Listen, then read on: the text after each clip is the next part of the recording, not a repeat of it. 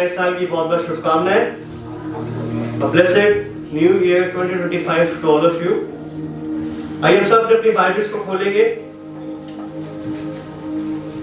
अपनी बाइबल्स को हम लोग खोलें, हार्ड कॉपी बाइबल्स हम निकालें। हम सभी के पास हार्ड कॉपी बाइबल्स होना जरूरी है। हम इंग्लिश में भी पढ़ेंगे और साथ में हिंदी में भी पढ़ेंगे। मैं चाहता हूं हम लोग अपनी बाइबल्स में निकालें नीति वचन 3 अध्याय 5वीं और 6ठी आयत।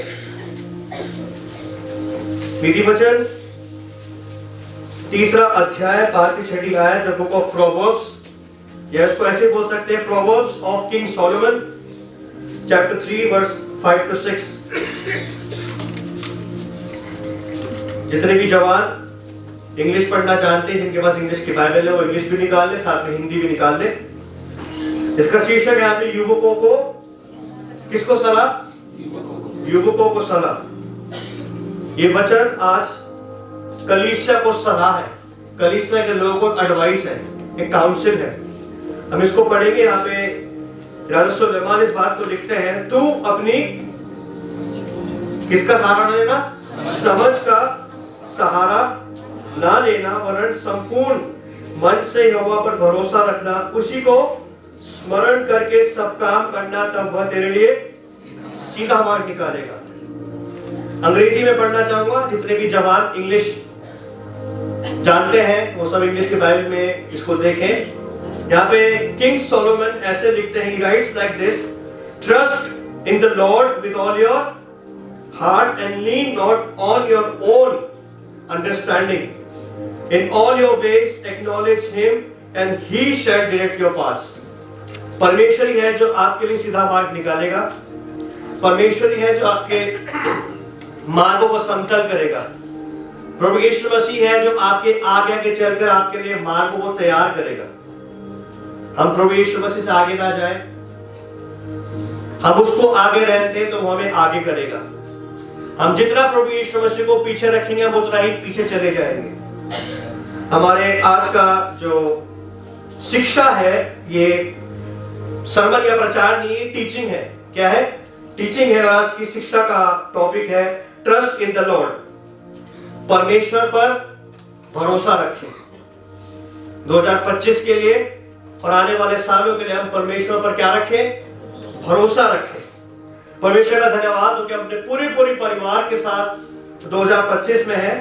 हम लोग 2025 में सही सलामत हम लोगों ने प्रवेश कर लिया है। परमेश्वर का धन्यवाद हो कि हम अपने पूरे परिवार के साथ सही सलामत है। और इस साल के लिए भी हमें परमेश्वर की आवश्यकता है। In this year also we need God. इस साल के लिए, आने वाले वर्षों के लिए, आने वाले हर एक सालों के लिए हमें परमेश्वर की आवश्यकता है। और इस साल भी हमें परमेश्वर पर भरोसा रखने की आवश्यकता है। इस साल भी हम परमेश्वर को प्रथम स्थान पर रखें। हम उसको स्थान पर रखें जिस स्थान पे उसको होना चाहिए। सिर्फ परमेश्वर पहला और बाकी सारी चीजें नीचे। Only God must be kept primary and all the things should be kept secondary. प्रथम स्थान प्रभु यीशु मसीह को मिले और सेकेंडरी स्थान जो है, जो दूसरा स्थान है, वो और चीजों को मिले। इस साल के लिए आपने जो भी प्लान्स बनाए हैं, जो भी युक्ति आपने बनाई है, उन सब को हम परमेश्वर के हाथों में सौंप दें। जो भी प्लान्स, जो भी तरकीबें, जो भी युक्ति आपने साल भर के लिए बनाई है, अपने परिवार के लिए, अपने काम रोजगार के लिए, अपने बच्चों के लिए, उन सारी योजनाओं को हम परमेश्वर के हाथों में सौंप दें और भरोसा रखें कि आपके वो सारी युक्तियों को सफल करेगा, पूरा करेगा। हम सब ने कुछ ना कुछ प्लान्स बनाए होंगे, कुछ ना कुछ युक्तियां बनाई होंगी कि मैं अपना कोर्स कंप्लीट करूंगा, मैं अपने काम रोजगार को बढ़ाऊंगा, मैं अच्छी फिजिक बनाऊंगा। तो जो भी आपने प्लान्स बनाए हैं, युक्तियां रखी है, मैं इस साल अच्छा बिजनेस करूंगा, उन सारी युक्तियों को, उन सारे प्लान्स को परमेश्वर के हाथों में सौंप दें और भरोसा रखें कि परमेश्वर आपके काम को पूरा करेगा और वो सचमुच में आपकी सारी युक्तियों को सफल करेगा। बस हमें परमेश्वर पर भरोसा रखने की आवश्यकता है। हमारा शिक्षा का शीर्षक भी यही है, परमेश्वर पर भरोसा। जो 2 आयतें हैं, तू अपनी समझ का सहारा ना लेना, उसी को स्मरण करके सारे सब काम करना। ये जो 2 आयतें हैं, ये पूरे मसीह समाज की सबसे ज्यादा फेवरेट आयतें हैं, बहुत फेमस आयतें हैं। जब भी कोई परेशानी होती है, जब भी कोई दुख तकलीफ का समय आता है, तो सबसे पहले व्हाट्सएप ग्रुप में ये वाली आयत आती है कि परमेश्वर पर भरोसा रखें। सिर्फ दुख के समय ही क्यों ये वाली आयत कोट की जाती है? आनंद के समय में, सुख के समय में यह आयत क्यों नहीं कोट की जाती है? भरोसा रखें परमेश्वर पर, किसी इंसान पर नहीं, कि ये साल भी आपके लिए बढ़िया होगा। भरोसा रखें नसाख पर, जो विजेता परमेश्वर है, जो जयवंत परमेश्वर है, ये साल भी आपके लिए आसान होगा और बढ़िया होगा। भरोसा रखें यीशुआ पर, आपकी सारी युक्तियां सफल होंगी। अगर सब कुछ परमेश्वर के हाथों में सौंप देंगे तो परमेश्वर वैसे ही करेगा जैसे आपने प्लान बनाया है। अगर सब कुछ को हम परमेश्वर के हाथों में सौंप देंगे, अपने आप को, अपनी कलीसिया को, अपने परिवार को, अपने पैसे को, तो मैं आपको गारंटी देता हूं कि सब कुछ अच्छा होगा, सब कुछ स्मूथ होगा और सब सफल होगा, कुछ चीज खराब नहीं होगी। अगर हमने परमेश्वर पर भरोसा किया।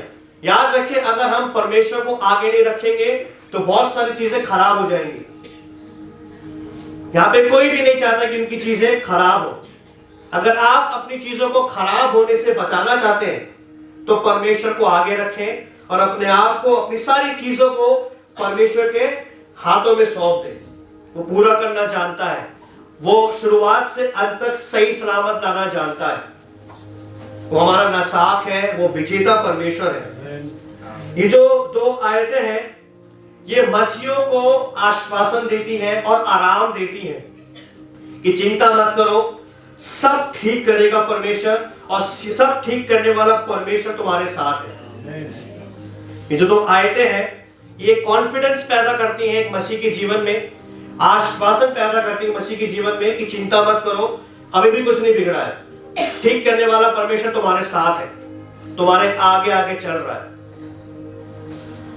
ये जो नीति वचन है, ये राजा सुलेमान लिखता है, और राजा सुलेमान जो था वो इजराइल का 3रा राजा था। कौन सा राजा था? 3रा राजा था। पहला राजा था शाऊल, जो फेल हो गया था। फिर परमेश्वर ने दूसरा राजा खड़ा किया, दाऊद। उसके बाद दाऊद ने सारे काम किए, दाऊद का समय आ गया, फिर दाऊद को परमेश्वर ने अपने पास बुलाया। उसके बाद परमेश्वर ने दाऊद के पुत्र सुलेमान को खड़ा किया, जो इस काम को आगे लेके जाएगा। सुलेमान इस नीति वचन को लिखता है, और सुलेमान ने इस नीति वचन को ऐसे ही नहीं लिख दिया मजे मजे में, चलो कुछ नीति वचन लिखते हैं, मेरा भी नाम हो जाएगा। उसने नीति वचन ऐसे ही नहीं लिख दिए, उसने ये नीति वचन कुछ सोच समझ के लिखे हैं। अगर आप इतिहास को पढ़ेंगे आपको पता लगेगा कि सुलेमान बहुत एक्सपीरियंस्ड व्यक्ति था, उसके पास सब चीजों का अनुभव था। और सुलेमान जो था वो पूरी हिस्ट्री में, पूरे इतिहास में सबसे ज्यादा बुद्धिमान और सबसे ज्यादा अमीर व्यक्ति था। सबसे ज्यादा बुद्धिमान और अमीर, सबसे ज्यादा फिल्थी रिच राजा होने के बावजूद भी वो इस बात को कह रहा है कि परमेश्वर पर भरोसा रखना।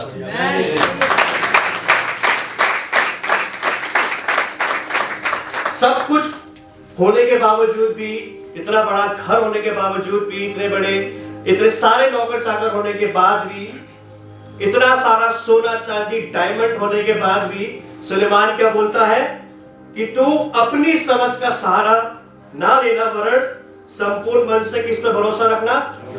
यहोवा परमेश्वर पर। आपको पता है कि राजा सुलेमान इतना बुद्धिमान, इतना अमीर क्यों था? कोई बता सकता है? उसके बुद्धिमान और अमीर होने के पीछे रीजन क्या है? कि उसने अपना सारा भरोसा परमेश्वर पर रख दिया, और परमेश्वर ने भी उसको ऊपर खड़ा कर दिया। चल मैं तुझको ऊपर खड़ा करता हूं।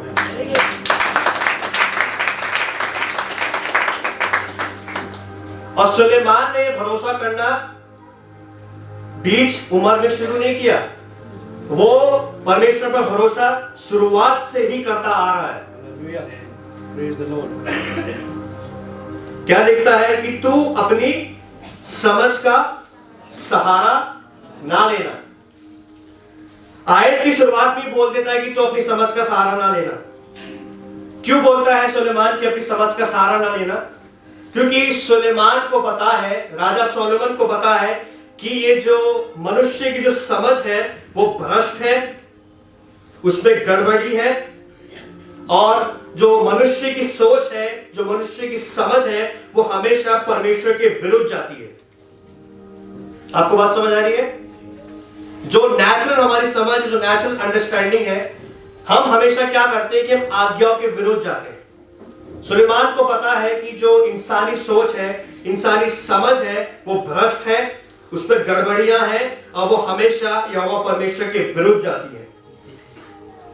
और सुलेमान को पता है कि जो प्लान्स मैं खुद बनाऊंगा वो फेल हो जाएंगे।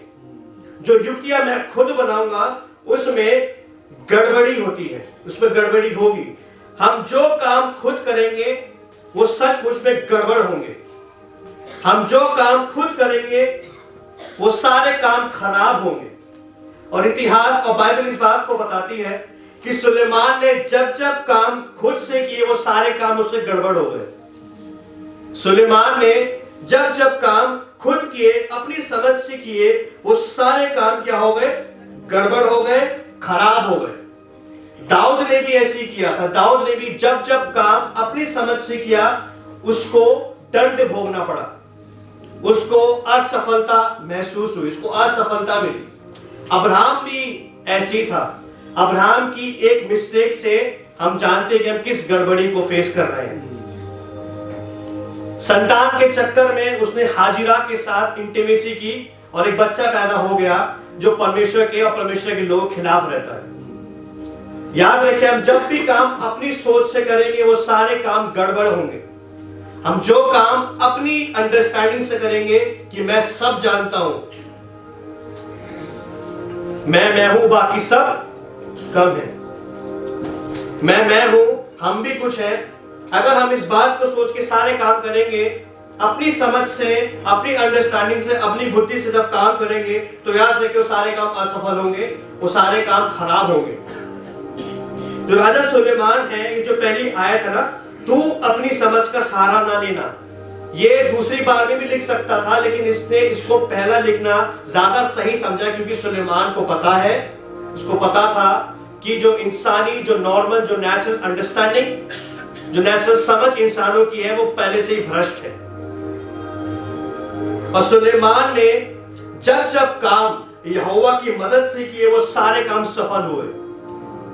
सुलेमान ने जब जब काम यहोवा की मदद से किए, यहोवा के सहारे से किए, वो सारे काम तरक्की करने पाए।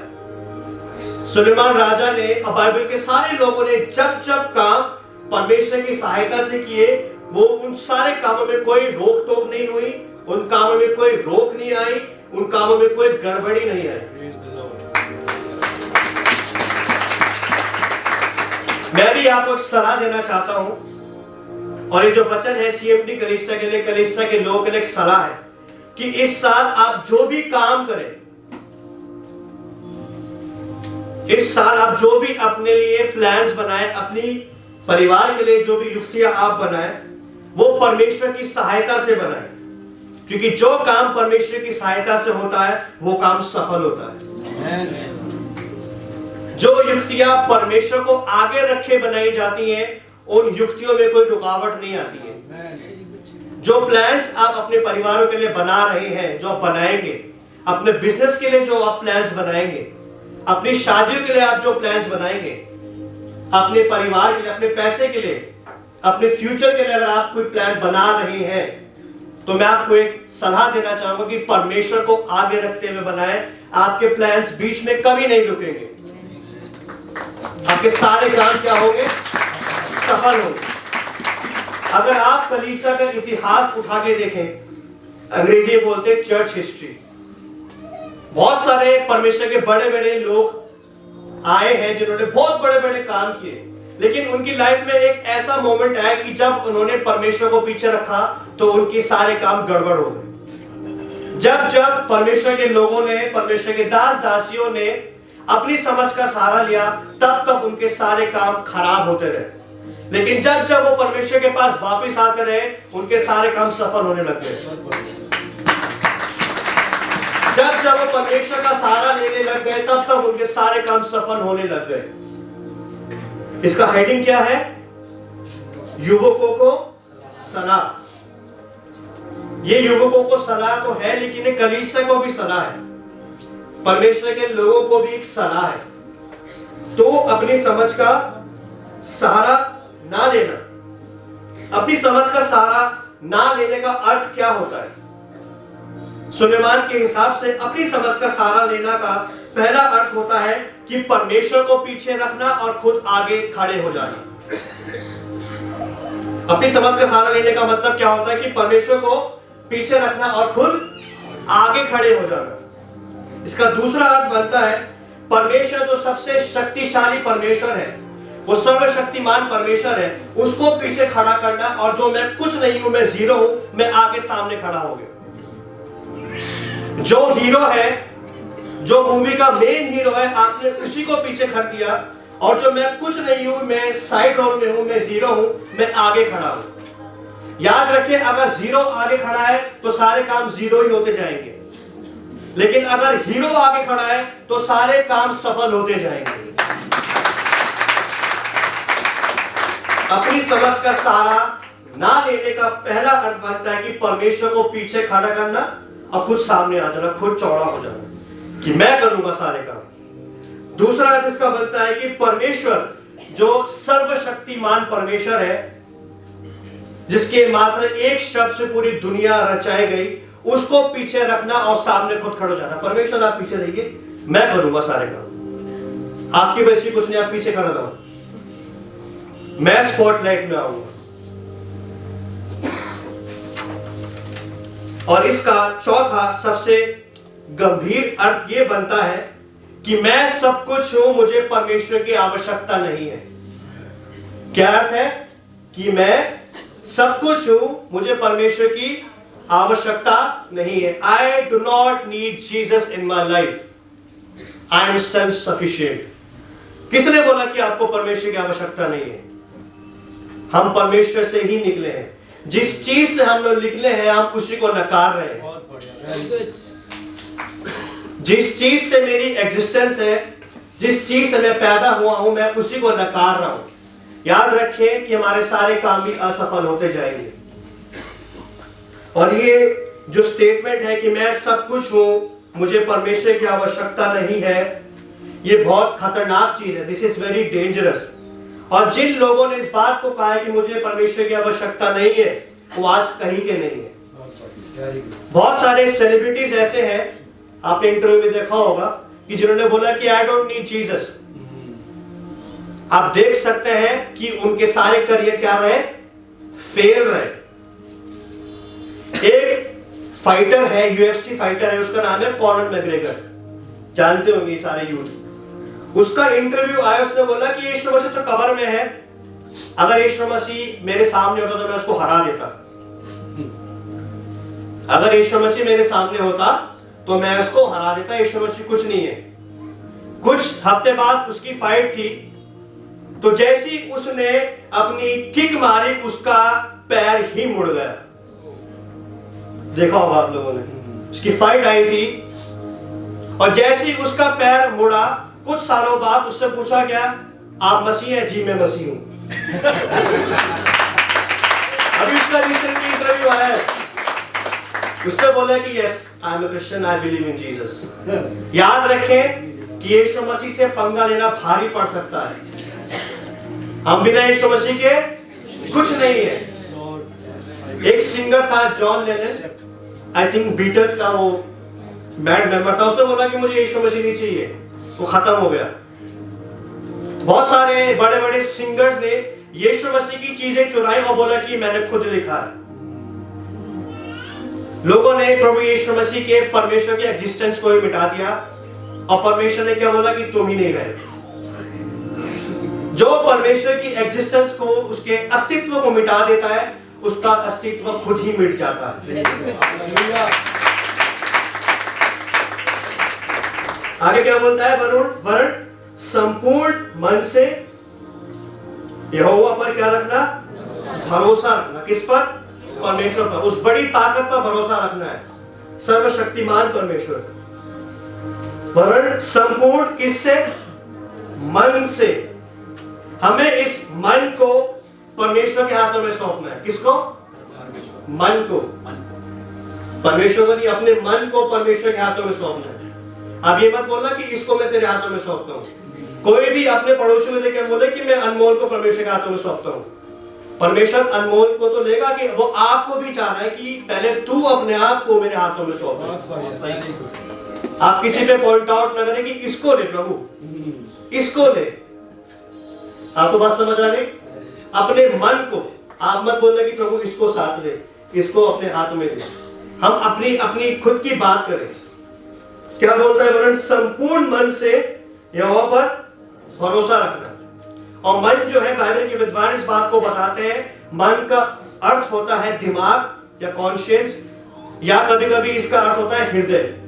कि प्रभु मेरे मन, मेरे कॉन्शियंस और मेरे हृदय को मैं तेरे हाथों में सौंपता हूं। मन ही है जो परमेश्वर के विरुद्ध जाता है।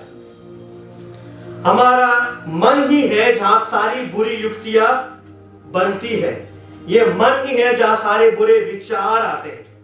ये मन ही है जहां पे सारी गंदी गंदी बातें चलती हैं। ये मन ही टेढ़ा है।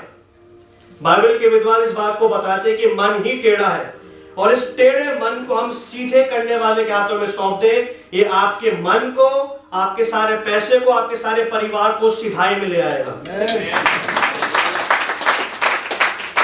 याद रखें, परमेश्वर टेढ़ों के लिए तिरछा है, उससे पंगे हम नहीं ले।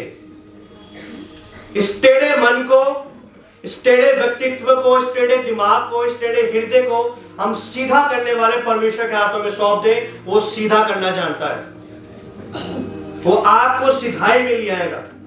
अगर आपकी जिंदगी ऑर्गेनाइज नहीं है, वो आपकी पूरी जिंदगी को ऑर्गेनाइज कर देगा। सारी चीजों को वो कर्म में लगा देगा। उथल पुथल को शांत कर देगा। बिखरी हुई चीजों को एक सिधाई में ले आएगा। एक बार उसके पास तो आए। अगर उसके पास नहीं आएंगे तो हमारे कोई काम नहीं बनेंगे। अगर सिधाई से उसके पास चले गए तो परमेश्वर भला है, वो दया करता है और वो आपकी चीजों को सिधाई में ले आएगा। यहां पे एक और शब्द आया है, भरोसा। क्या है?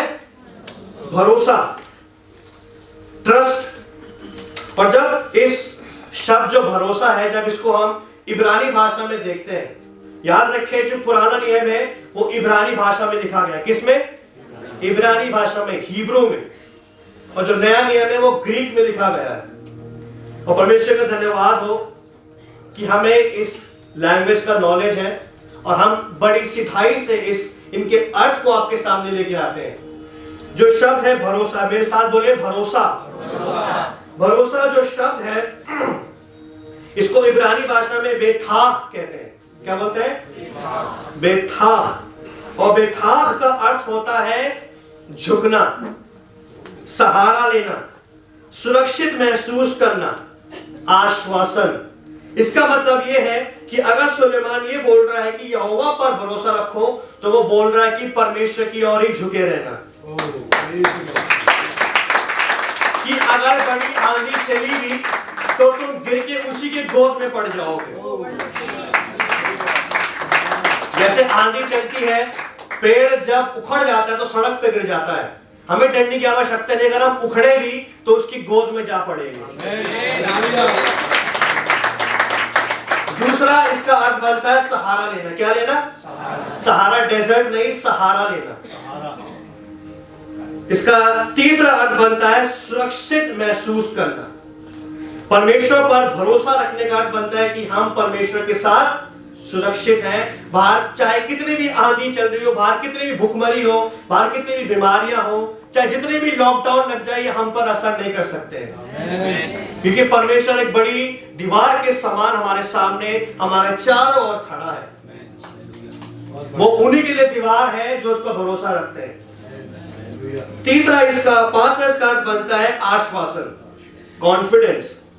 अंग्रेजी में बेथाक का अर्थ बनता है to lean on, to feel safe and to be confident. अगर आपका भरोसा परमेश्वर पर है तो मैं गारंटी दे रहा हूं आपको कि आपके सारे काम सफल होंगे। आप गिरने के नहीं, अगर गिरे भी तो उसके गोद में जा पड़ेंगे, क्योंकि हम उसकी तरफ झुके हुए हैं। सुलेमान इसको बहुत गंभीरता से लिखता है। ये जो नीति वचन है वो मजाक में नहीं लिखे गए, वो पवित्र आत्मा की इंस्पिरेशन के द्वारा लिखे गए। और ये जो शब्द है बेथाक, ये 5 चीजों को व्यक्त करता है। कितनी चीजों को? 5 चीजों को। मैं चाहता हूं उसको ध्यान से सुने और इसको लिख ले। बेथाक जो शब्द है, मैं इसको स्पेल करता हूं, आप लिख सकते हैं BEH hyphen TA hyphen KH, BEH hyphen TA hyphen KH, बेथाक। ये जो बेथाक है वो पहली चीज ये व्यक्त करता है कि चीजों को खुद नियंत्रित ना करें, चीजों को खुद कंट्रोल में ना रखें, खुद नियंत्रित ना करें। Letting go of the need to control things.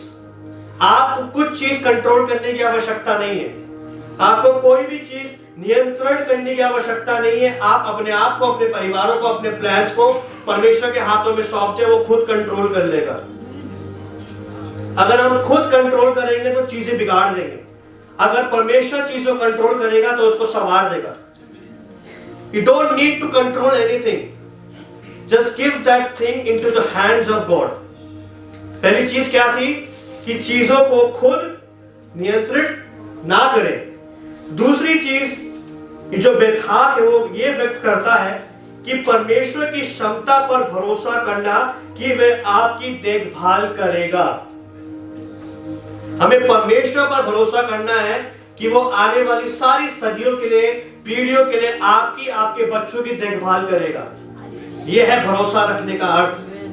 Relying on God's ability to take care of you. अगर उसने आपकी देखभाल कल की है तो आज भी करेगा और कल भी करेगा। तीसरी चीज बेथाक क्या व्यक्त करता है वो ये है कि ये जानना कि परमेश्वर आपकी देखभाल कर रहा है।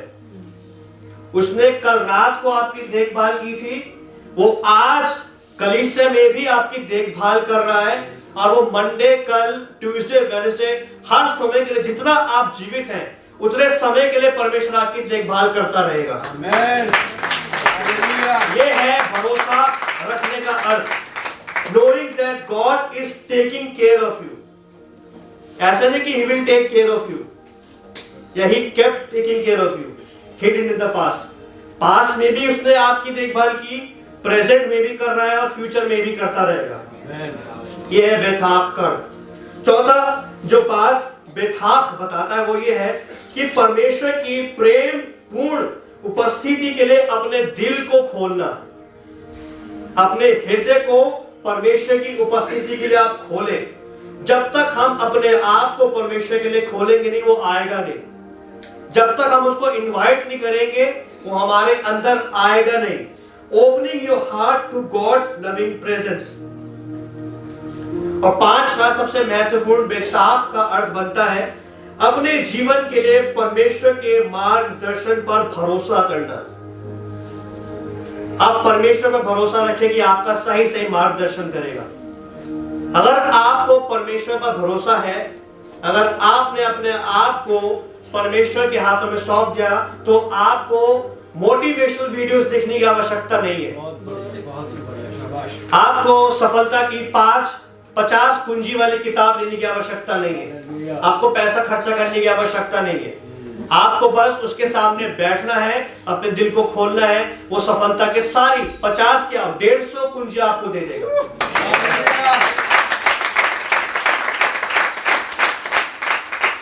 Trusting in God's guidance for your life. मैं इन सब चीजों को रिपीट करूंगा। पहला है चीज परमेश्वर की क्षमता पर भरोसा करना कि वह आपकी देखभाल करेगा। ये जो भरोसा है, जो बेथाक है, वो आपके जीवन से जो आप डाउट करते हैं, संदेह करते हैं, संदेह को निकाल देता है।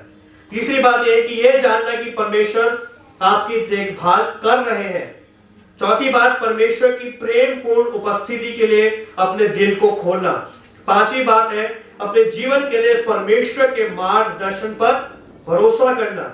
लेटिंग go of the need to control things, relying on God's ability to take care of you, knowing that God is taking care of you, opening your hearts and minds and house for God's loving presence. पांचवी बात यह है, trusting in God's guidance for your life. अगर आप कहीं जाना चाहते हैं तो पवित्र आत्मा की सहायता लें। अगर आप किसी दिशा में जाना चाहते हैं तो परमेश्वर की सहायता लें। परमेश्वर आगे चल के आपके लिए मार्गों को समतल करेगा। छठी आयत क्या है? छठी आयत जो है वो पांचवी आयत को पूरा करती है। क्या है? उसी को स्मरण करके सब काम करना, तब वह तेरे लिए सीधा मार्ग निकालेगा। सुलेमान बोल रहा है कि एक दो कामों में परमेश्वर को शामिल मत करो, अपने सारे कामों में परमेश्वर को शामिल करो, क्योंकि परमेश्वर एक दो काम का परमेश्वर नहीं है। आपकी एग्जिस्टेंस ही उसके द्वारा है, आप उसके द्वारा एग्जिस्ट करते हैं। जो नीति वचन तीसरा अध्याय छठी आयत है वो हमें सलाह दे रही है, हमें इनवाइट कर रही है, हमें आमंत्रित कर रही है कि हम परमेश्वर यहोवा को अपने सारे कामों में शामिल करें। आप चाहे बिजनेस करना चाहते हैं, आप चाहे शादी करना चाहते हैं, आप घर बनाना चाहते हैं, आप कोई भी काम करना चाहते हैं, आप परमेश्वर को शामिल करके रखें अपने बीच में। परमेश्वर से पूछ के अगर हम सारे काम करेंगे तो हमारे सारे काम सफल होंगे। हम जितना परमेश्वर को इग्नोर करेंगे उतना ही सक्सेस हमें इग्नोर करेगी। हम जितना परमेश्वर को इग्नोर करेंगे उतनी ही सफलता, सुख, आनंद, शांति हमको इग्नोर करेगी। हम जितना परमेश्वर पर भरोसा रखेंगे, हम जितना परमेश्वर को आगे रखेंगे, उतना ही संघर्ष पीछे हटता जाएगा। हम जितना परमेश्वर को आगे रखेंगे उतना ही दुख, तकलीफ पीछे होती रहेंगी। ये एक कलीसिया को सलाह है, तू अपनी समझ का सहारा ना लेना, वरन संपूर्ण मन से यहोवा पर भरोसा रखना, उसी को स्मरण करके सब काम करना, तब वह तेरे लिए सीधा मार्ग निकालेगा। वो टेढ़ा मार्ग निकालने वाला नहीं है, वो अपने फायदों को नहीं देखता है, वो अपने मतलब निकालने वाला परमेश्वर नहीं है कि जब तक मेरे से मतलब निकला उतना साथ चलेगा। वो आपके साथ नुकसान में भी, फायदे में भी आपके साथ साथ चलने वाला परमेश्वर है। वो दोस्त की तरह नहीं, जितना फायदा मिल रहा उतना ठीक है, जैसा नुकसान मिला आधे रास्ते में उसने हाथ छोड़ दिया। परमेश्वर आधे रास्ते में हाथ छोड़ने वाला नहीं है, वो आखिर तक हाथ थामने वाला परमेश्वर है। उसका हाथ थाम ले। Trust in the Lord with all your heart and lean not on your own understanding, in all your ways. सारे कामों में acknowledge him and he shall direct your paths. वो आपके लिए सीधा मार्ग निकालेगा। आइए प्रार्थना करें और आइए हम लोग फिर से प्रभु पर भरोसा रखें। शुरुआत की, इस साल की शुरुआत से ही, इस साल की शुरुआत में ही परमेश्वर को बोले कि प्रभु मैं फिर से आप पर अपना भरोसा रखता हूं प्रभु, और मैं जानता हूं प्रभु कि आप मेरे मार्ग को सीधा करें, मेरे मार्ग को सीधा करें प्रभु। मैं अपने टेढ़े मन को आपके हाथों में सौंपता हूं प्रभु, आप मेरे टेढ़े मन को सीधा कर दें और पवित्र आत्मा जो मुझे परमेश्वर के मार्गों में लीड करें। आइए परमेश्वर पर भरोसा रखें और पवित्र आत्मा की सहायता मांगी। पवित्र आत्मा आप मुझे परमेश्वर पर भरोसा करना सिखाए। जब परमेश्वर, प्रभु यीशु मसीह के नाम से हम आपका धन्यवाद देते हैं, वचन बड़ी सिधाई से हमारे पास पहुंचाए प्रभु। पवित्र आत्मा जी हमारी सहायता करें कि हम अपने यहोवा परमेश्वर पर भरोसा रखें, हम संपूर्ण मन से अपने परमेश्वर पर भरोसा रखें और अपने सब कामों को करने से पहले हम परमेश्वर की सलाह जरूर लें। ऐसा पवित्र आत्मा जी हमें सिखाएं। जितने प्रभु हमें यहाँ पे देख रहे हैं और जो मुझे सुन रहे हैं उन सभी को आशीष दे। कलीसिया के हर एक लोग के काम रोजगारों में मुझे आपकी आशीष बरकत पाई जाए और ये 2025 सचमुच में CMD के लिए प्रभु जी आशीष का साल होने पर CMD को प्रभु जी आप आर्थिक तौर से, आत्मिक तौर से, शारीरिक तौर से बढ़ाए प्रभु। CMD को प्रभु जी यहाँ के लोगों में आपके नाम से बढ़ने, फूलने, फैलने, सफलता का आशीर्वाद देता हूँ। और प्रभु जी हम आप ही को आगे रखें और हम खुद पीछे खड़े हो जाते हैं प्रभु। पवित्र आत्मा जी हम सब आपके सामने अपने हथियारों को डाल देते हैं। यीशु मसीह नासरी के नाम से इस प्रार्थना को मांगते हैं। शलोम शलोम।